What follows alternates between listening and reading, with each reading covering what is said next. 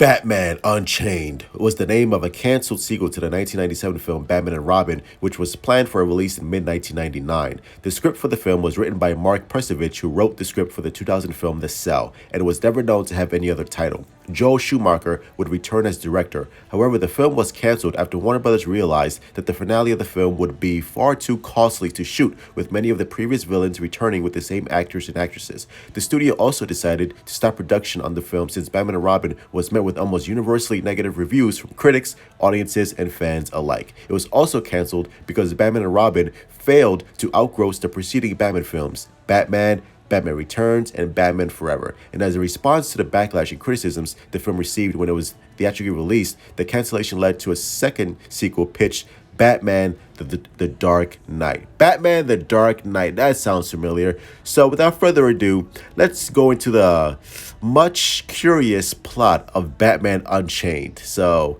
it's gonna be a doozy. Let's kick some ice.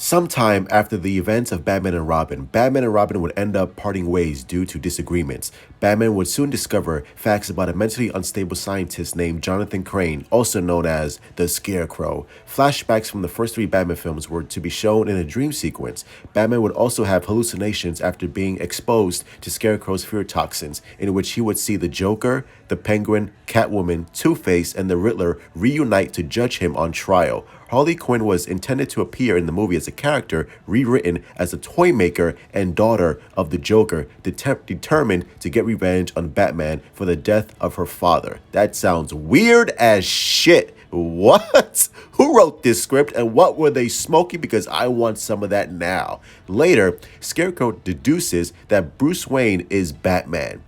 Then offers an alliance with Harley Quinn, and she accepts, and they concoct a scheme to psychologically break Batman and have him thrown in Arkham Asylum. In the film's climax, Robin shows up and saves his partner from Scarecrow. The film was planned to end when Batman goes on vacation to Bali after defeating his enemies and demons. Batman does not go on vacation. What in the world is this script? Then enters a cave full of bats, and they fly all around him as proof that he had gotten over his fears.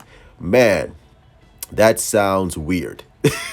Now, here's the thing. Various actors were chosen for the role of Jonathan Crane, the Scarecrow, including Nicolas Cage, who, by the way, was the main choice as Scarecrow, Jeff Goldblum, that would have been interesting, Steve Buscemi, and Christopher Lloyd, Doc Brown himself from Back to the Future. Oh my God. Now I actually want to see this shit. Now I'm actually sad that this won't happen.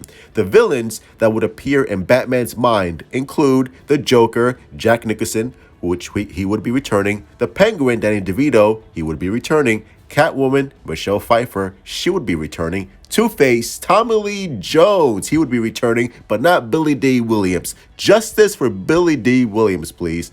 And the Riddler, Jim Carrey, who would also be returning.